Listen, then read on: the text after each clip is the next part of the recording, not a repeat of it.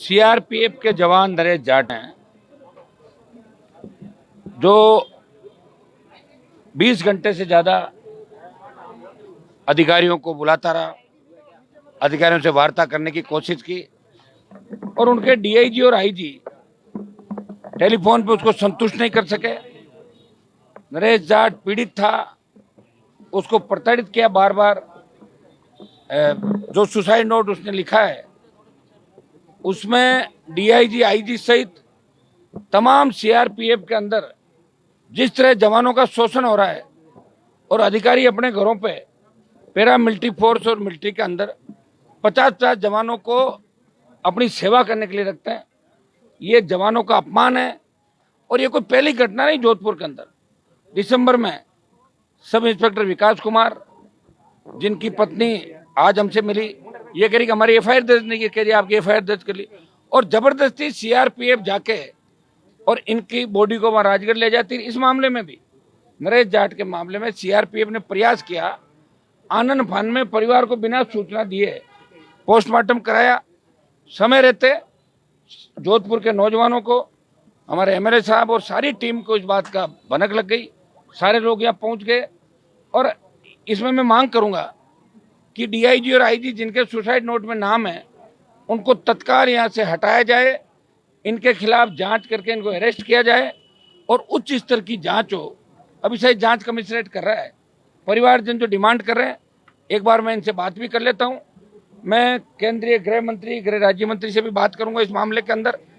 Force में अगर हमारे बच्चे इस तरह प्रताड़ित होंगे तो कौन नक्सलियों से लड़ेगा? क्योंकि नक्सलियों से लड़ने के लिए अंदरूनी जो हमारा खतरा है देश का, इसको लड़ने के लिए तो पैरामिलिट्री फोर्स ही हमारे पास। तो हवाई अड्डे तो सीआईएसएफ के पास, कहीं औद्योगिक सुरक्षा बल लड़ते हैं, कहीं बीएसएफ लड़ती है, कहीं सीआरएफ लड़ती है, कहीं आपकी असम राइफल, कहीं आईटीबीपी। तो इस तरह ये जवानों की जो आत्महत्याएं बढ़ रही देश के अंदर। एक लोकसभा के सवाल के जवाब में नित्यानंद जी जो मंत्री है, उन्होंने जवाब दिया कि पिछले 3 साल में हजारों से ज्यादा जवानों ने सुसाइड किया। ये लोकसभा के अंदर उनका वक्तव्य था। हमें चिंता इस बात की करनी कि जवान सुसाइड क्यों कर रहा है, आखिर ऐसी स्थिति क्यों बढ़ गई कि उसे अपनी जान देनी पड़ी। उसने ये लिखा कि मेरा भरोसा उठ गया, भगवान पे मुझे भरोसा, भगवान मेरे परिवार को और मेरे बच्चों को न्याय दिलाएगा। ऐसी स्थिति क्यों उत्पन्न हुई? हम इसके अंदर जाना चाहते हैं। हम कोई पैरामिलिट्री फोर्स का मोरल डाउन नहीं करना चाहते। पैरामिलिट्री फोर्स मिलिट्री लड़ती है, लेकिन कई अधिकारी जो इस तरह जवानों को शोषण करके उनको आत्महत्या पे मजबूर कर देते हैं, ऐसे लोगों के खिलाफ कड़ी कार्रवाई होनी चाहिए। मैं परिजनों से मिला हूं और परिजनों की जो भी मांग है उन पर सकारात्मक बात करेंगे। सकारात्मक बात नहीं होती है तो परिजनों को पूछ के, अगर आंदोलन को लंबा करना पड़ा तो आंदोलन लंबा भी चलेगा। एक बार परिजन इस बात को समझ रहे सारी, ये मुझे जैसा कहेंगे अब मैं इनके बीच आ गया। अब हम जब भी उठेंगे जब परिजन संतुष्ट होंगे।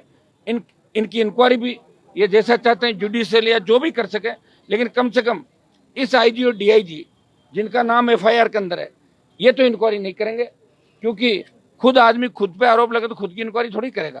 तो एक बार बैठ के इस मामले में बात भी हम करेंगे। प्रयास कर रहे हैं कि इनके परिवार को भी सारी जो एक होती है सैनिक की और अर्धसैनिक बल के जवानों के लिए, वो सारी क्षतिपूर्ति तो सरकार देगी दे।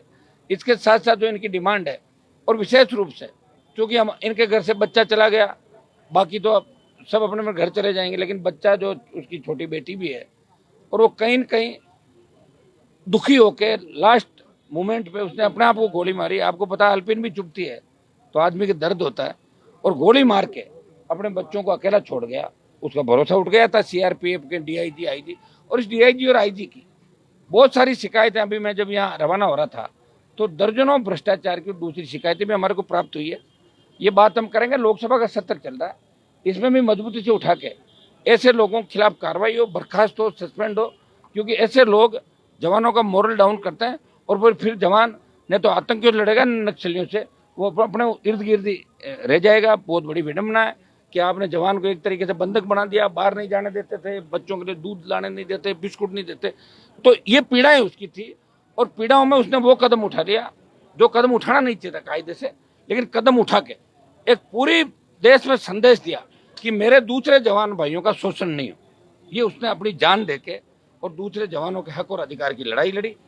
इस मामले में अंतिम दम तक हम लोग लड़ेंगे। और मैं बात कर लेता हूँ एक बार, प्रेसिडेंट सारे मेरे सामने, जो भी इनकी डिमांड है वो हम पूरी कराएंगे। और डिमांड अगर पूरी नहीं होगी तो ये आंदोलन लंबा चलेगा, तो आंदोलन को राष्ट्रीय लोकतांत्रिक पार्टी